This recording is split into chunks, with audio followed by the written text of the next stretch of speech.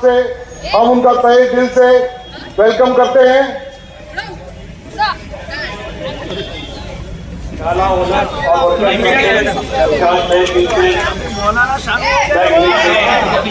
पीछे आ जा, पीछे पीछे भी ले रहा था वहां से, आगे आगे खड़ा हो।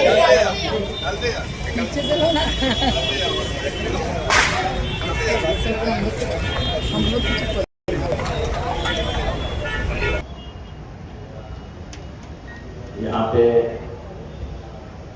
खड़े हुए यूसुफ बुखारी जी, शेख साहब, अशफाक भाई, सुनील भाई, मजीद भाई और महेश। महेश बहुत मेहनत कर रहा था, पीछे लगा रहा, मीटिंग मीटिंग मीटिंग मीटिंग, दिमाग खा रहा था। बहुत फास्ट है, बहुत फास्ट है। मेन हमारे भगवान पर ये सबसे मेन है। मैं पूरा 200 गाड़ी का जिम्मेदारी मैं जब पहले 2009 में चुन के आया, मैं पॉलिटिकल भाषण नहीं करूंगा। एम्प्लॉयमेंट जनरेशन कैसा होता है, इसका बेस्ट एग्जांपल मेक है। ये पत्रकारों ने भी कभी ध्यान नहीं दिया होगा। पहले जब ये यहाँ आया तो मेक को देख के फिर हमारी एक मीटिंग हुई, मैंने सबको लोगों को बुलाया कि क्या करना चाहिए। तो उन्होंने बोला कि एक तो मुमरा से लाइट आती है, मुमरा की कॉमन लाइन से लाइट आती है, तो लोड शेडिंग की वजह से कुछ गाड़ी चलती ही नहीं, कुछ काम नहीं होता। क्या करना चाहिए, तो बोले अपने को एक्सप्रेस फीडर मिलना चाहिए। क्या होता है, जब रजिस्टर्ड इंडस्ट्रियल स्टेट होती है तो उसके लिए 24 आवर्स की लाइट देना ये सरकार की जिम्मेदारी होती है। पर ये आउट ऑफ जोन था, इधर से नजदीक कोई एमआईडीसी नहीं थी। फिर बहुत कोशिश करने के बाद हमको एक एक्सप्रेस फीडर मिला। एक्सप्रेस फीडर का मतलब जहां लाइट आती है वहीं से डायरेक्ट लाइन गुजर दी है, बराबर? ये लाइट लोड शेडिंग के बिना थी और 24 घंटा लाइट मेक को मिल गई, बराबर है? तब यहां 400-500 लोग काम करते थे, क्योंकि इंडस्ट्री चलती नहीं थी। ज्यादा रोजगार कैसे कौन देगा, मालिक कैसे पैसे देगा? एक्सप्रेस लाइट आ गई, फिर इधर कीचड़ हुआ करता था, वो कीचड़ को साफ करके यहाँ रास्ता आ गया। और फिर इनको तकलीफ ही ना हो इसलिए ये पीछे दिख रहा है, ये 2.5 करोड़ रुपया खर्चा करके एक्सप्रेस फीडर बनाया, sub station, sorry not sub station बनाया। आज मेरे को, मैंने पहली बात इनसे पूछे कि आज क्या स्ट्रेंथ है आपकी? आज यहाँ पे 5000 लोग काम करते। कितने? 5000 लोग। शायद ये मुंबई में किसी को पता भी नहीं होगा कि मेक में 5000 लोग काम करते हैं। ये तो परमानेंट है, बराबर है? डायरेक्ट एम्प्लॉयमेंट और इनडायरेक्ट एम्प्लॉयमेंट कितनी है मालूम है क्या? मालूम है?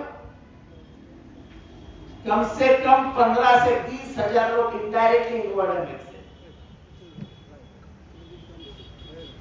यानी 20,000 लोग इस मेक से कनेक्टेड है। जो गाला 3, 4, 5 लाख लोग बेचने को तैयार हो गए थे, तो ये कुछ था ही नहीं, क्या करेंगे? कोई बायर नहीं था। 5 लाख 3 लाख में खरीदने वाला नहीं मिलता था। अब ऐसी हालत है कि 50 लाख रुपए दो तो भी कोई बेच के नहीं जाता। बायर को हकाल देते हुए चल, और क्योंकि एक तो स्टेशन के नजदीक है। मेक का क्या है, अच्छा क्या है? स्टेशन के नजदीक है, रोड के पास है, और अंदर के भी रोड अच्छे हैं। और यहाँ कोई यूनियन की दादागिरी, लेबर कॉन्ट्रैक्ट की दादागिरी जो और जगह पे चलती है, यहाँ पे कभी भी नहीं चलती। मुझे मालूम था यहाँ पे एम्प्लॉयमेंट मिलती है, पर मैंने कभी भी नहीं बोला इन लोगों को कि मैं 10 लड़के भेज रहा हूँ, उनको काम पे लगा। क्या बोला कभी आपको? मैं इसमें इंटरव्यू ही नहीं करता हूं, आता ही नहीं। मेरा एक ही सपना था कि ये जोर से चलनी चाहिए। आज 20,000 लोगों का यहां रोजगार मिलना ये क्या कम है? अभी एक ऐसे ही इंडस्ट्री की जरूरत है। एक बड़ी जगह हमको लेनी पड़ेगी और ऐसी इंडस्ट्री फिर से और एक खड़ी करनी पड़ेगी, क्योंकि मुंब्रा इज फेमस फॉर जड़ी बूटी का काम And handiwork and labor-oriented jobs.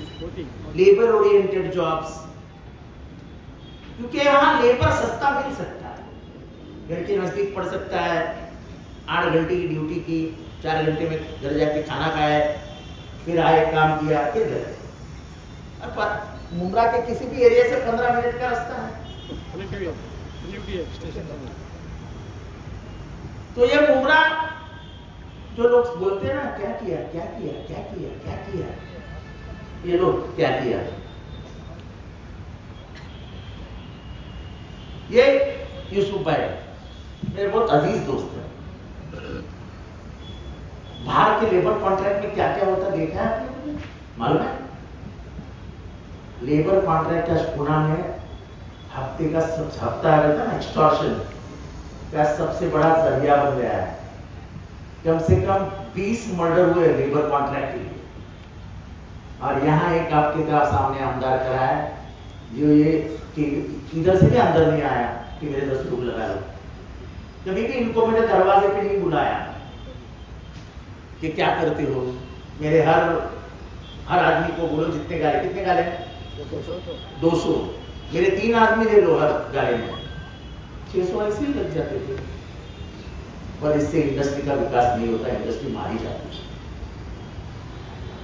आज इंडस्ट्री का विकास क्यों हो रहा है? मेहनत करने वाले लोग बैठे हैं, वो आते मेहनत करते और चले जाते हैं। मेरे नॉन मुस्लिम भाइयों को नमस्ते, दीपावली की हार्दिक शुभकामनाएं, बहुत बहुत मुबारकबाद। मैं कंपनी के सभी व्यापारियों ने अभी बताया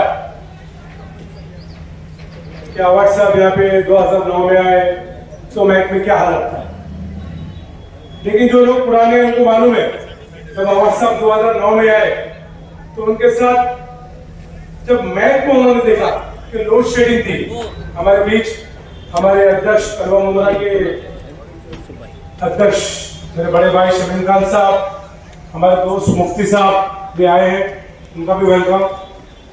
तो जब 2009 में अवर साहब यहाँ पे आए और जब महक में आते थे तब ये इंडस्ट्री को देख के हमेशा लाइट के मामले में बहुत चिंता रहती, और मैं उनके साथ ही था जब, क्योंकि मैं तो अल्हम्दुलिल्लाह डॉक्टर जितेंद्र रावत जी के साथ 2006 से हूँ।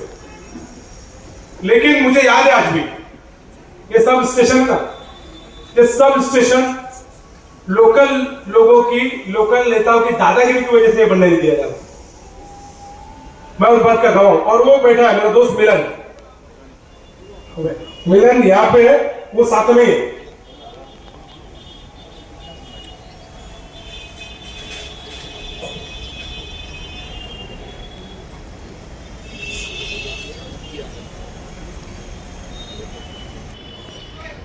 आ जाओ पर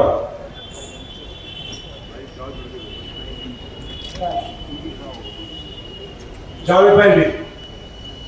तो 2009 की बात है, हम लोग को याद है आवाज साहब ऐसे आते थे, ग्रीन कलर की उनके पास CRV गाड़ी और लाइट की चिंता हमेशा मामला था। ये सब स्टेशन के लिए बहुत लड़ाई, ये पर्सनल अलग अलग मामला की वजह से रोका जाता था। लेकिन मुझे याद है मिलन और यहाँ के कुछ लोग, यहाँ के इंडस्ट्री के लोग के साथ मिलकर, सर आपको मालूम होगा शायद ये खड़े के मैंने बनाया, और आप सुबह सुबह पहले 9 बजे पूछते थे काम किधर तक पहुंचा। तो मैंने वो दौर देखा। ठीक है, मैं इस बात से इनकार नहीं करता हूं कि टोरेंट के बिल ज्यादा आते हैं, उसके मीटर फास्ट है, ये बात सही है। लोगों की शिकायत है, अगर एक तबका बोल रहा है बड़ा और जो मिडिल क्लास का है तो फिर कहीं ना कहीं शिकायत है मीटर पास हो रहे, जिसके बारे में हमने हमेशा बोल दिया है, पहले क्लियर कर दिया कि हम आने के बाद मीटर को बदली करेंगे। लेकिन वो चीज याद रहती है कि जब रमजान, ईद, बकरीद 14-14 घंटे 13-13 घंटे लोड शेडिंग थी, बराबर ना। मैं तो उस बात का गवाह हूं। हम जितने भी पुराने मुमरा कौसे के लोग 14-14 13-13 घंटा लोड शेडिंग से जुटते थे।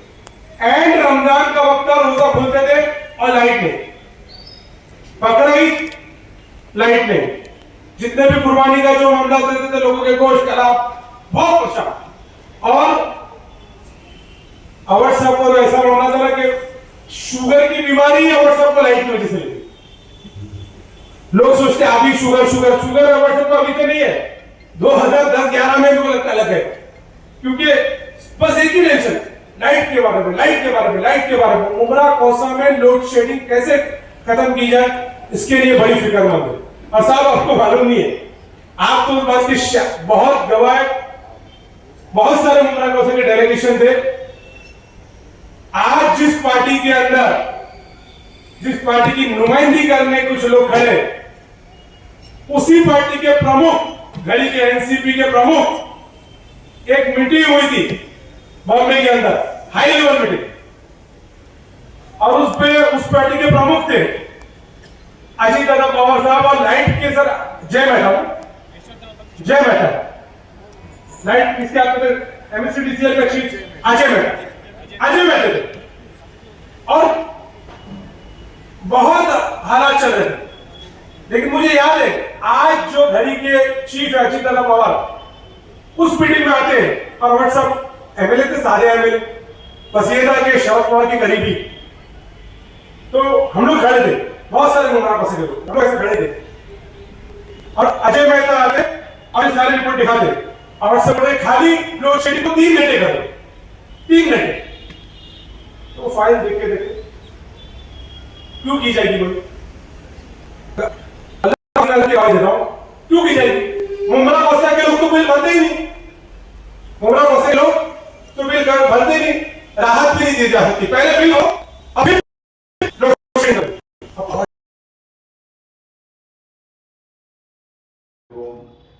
नमस्कार तमाम भाइयों को जिन्होंने इस प्रोग्राम को ऑर्गेनाइज किया, खास करके हमारे दोस्त यूसुफ भाई, शेख साहब, अशफाक भाई और उनके साथ में उनकी पूरी टीम, मंच पर उपस्थित हमारे हर दिल अजीज लीडर डॉक्टर जितेंद्र अवाड साहब और मेरे सामने बैठे हुए मेरे तमाम नौजवान साथियों और बुजुर्गों, हम सब इस बात को जानते हैं कि 2024 का विधानसभा का इलेक्शन मुंबई और महाराष्ट्र में चल रहा है।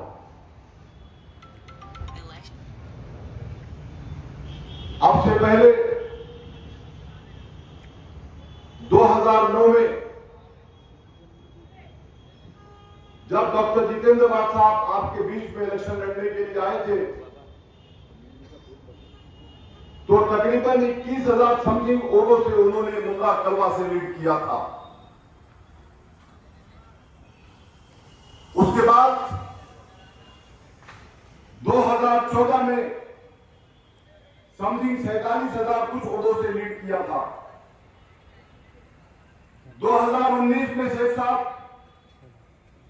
समथिंग 78,525 वोटों से उन्होंने कामयाबी हासिल की थी।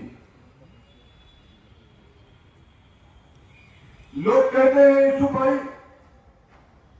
कि क्या काम किया डॉक्टर जितेंद्र अवाड साहब ने, वो विकास पूछते हैं हमसे। मैं समझता हूं सबसे बड़ा विकास यही है,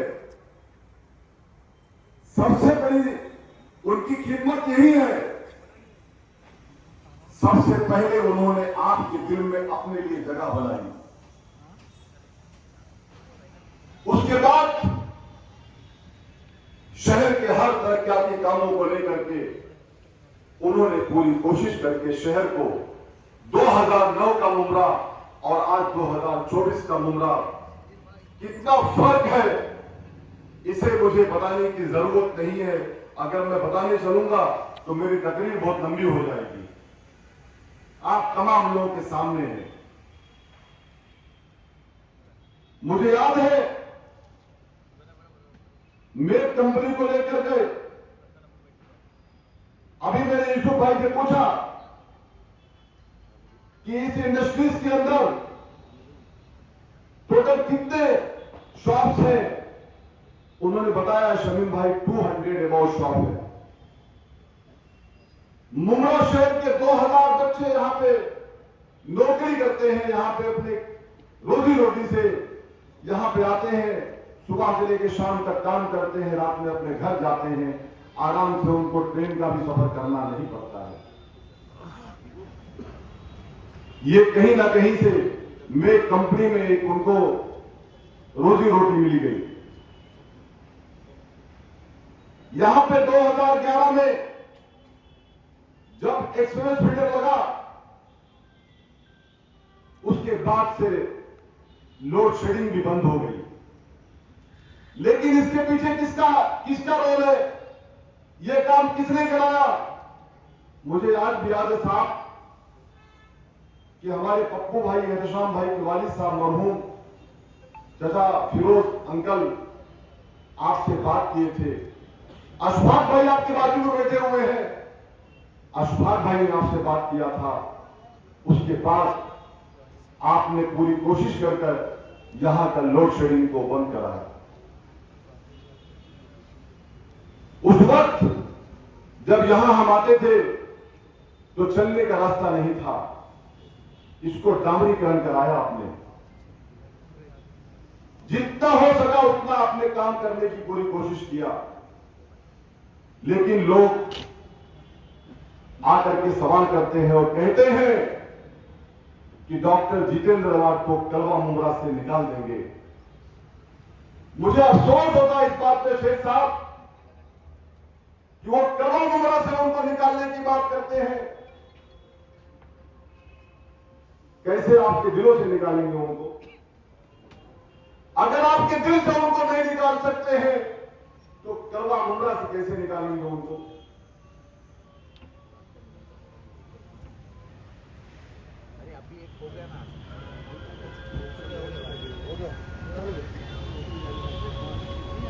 डॉक्टर जितेंद्र अवार्ड साहब ने अपनी पूरी कोशिश करके खिदमत करने का पूरा काम किया। हिंदू मुस्लिम सिख ईसाई आपस में है भाई भाई, ये विचारधारा के साथ उन्होंने हमेशा आगे बढ़कर हमारे कौम और मिल्लत की रहनुमाई की। आज लोग आए हैं, लोग कह रहे हैं कि घड़ी के निशान को आप और देकर के घड़ी को कामयाब करो। मैं उन्हें पूछना चाहता हूं, उन्हीं के पार्टी के अलायंस पार्टी का वो अंदर वो कोई नामे जब वो कहता है कि मैं मस्जिद में घुस करके नमाजियों को मारूंगा, तो सरकार तो तुम्हारी थी, अजीत यादव पवार डिप्टी सीएम थे, फडणवीस साहब होम मिनिस्टर थे, डॉक्टर जितेंद्र अवार्ड साहब रात में 2 बजे आकर के मुमरा पुलिस स्टेशन के अंदर तमाम उलमाए किराम के साथ, तमाम पत्रकार भाइयों के साथ, मुमरा की अवाम के साथ मिलकर के उस पर एफआईआर दर्ज करवाते हैं। रामगिरी महाराज के खिलाफ आकर के बैठ करके वो दर्ज कराते हैं एफआईआर। हमेशा आगे बढ़ करके हमारे कौम और मिल्लत की रहनुमाई की। आज लोग आए हैं, लोग कह रहे हैं कि घड़ी के निशान को आप और देकर के घड़ी को कामयाब करो। मैं उन्हें पूछना चाहता हूं, उन्हीं के पार्टी के अलायंस पार्टी का वो अंदर वो कोई नामे जब वो कहता के घुस करके नमाजियों को मारूंगा, तो सरकार तो तुम्हारी थी। अजीत यादव पवार डिप्टी सीएम थे, फडणवीस साहब होम मिनिस्टर थे, डॉक्टर जितेंद्र आवाज साहब रात में 2 बजे आकर के मुंब्रा पुलिस स्टेशन के अंदर तमाम उलमाए किराम के साथ, तमाम पत्रकार भाइयों के साथ, मुंब्रा की आवाम के साथ मिलकर के उस पर एफआईआर दर्ज करवाते हैं। रामगिरी महाराज के खिलाफ आकर के बैठ करके वो दर्ज कराते हैं एफआईआर। उस वक्त कहां चले गए थे आप क्यों नहीं आए मुंब्रा पुलिस स्टेशन में? ये सवाल करता है मुझसे शमीम खान। लेकिन दर्ज कराने का काम एफआईआर आवाज साहब करते हैं, लेकिन तुम्हारी पुलिस, तुम्हारा यहां का कानून, तुम्हारी गवर्नमेंट ये आदेश देती है इन्हें अरेस्ट मत करो। मैं यही कहना चाहता हूं कि आप उसकी बात करते हो, उस गवर्नमेंट की बात करते हो, आप जिस गवर्नमेंट के साथ में आपकी घड़ी एलायंस के साथ है, घड़ी के अंदर छुपा हुआ कमल का फूल है, और मुंब्रा कलवा की आवाम आपको बता देगी कि कमल का फूल खत्म हो चुका है, अब उस पर खुशबू नहीं रह गई है, वो सड़ चुका है, उसको कोई अपने नजदीक खड़ा नहीं करेगा। अगर डॉक्टर जितेंद्र आवाज साहब ने, हम लोगों ने आपकी खिदमत किया है, तो शमीम खान आपसे यही कहने आया है कि आपने अगर उन्होंने, हम लोगों ने काम किया है, हमारे नेता ने काम किया है, तो ये वक्त आ गया है मजदूरी देने का। आप मजदूरी समझ करके अपना कीमती वोट डॉक्टर जितेंद्र आवाज साहब को दे करके आप उन्हें कामयाब बनाए। 20 तारीख को सुबह इंशाअल्लाह ताला आप अपना कीमती वोट दे करके डॉक्टर जितेंद्र आवाज साहब को कामयाब बनाए। ये कामयाबी हम सब की कामयाबी होगी। बहुत बहुत शुक्रिया, थैंक यू। और जिन लोगों ने प्रोग्राम को ऑर्गेनाइज किया है, मैं उनका तहे दिल से शुक्रिया अदा करता हूँ। Thank you, Allah Hafiz.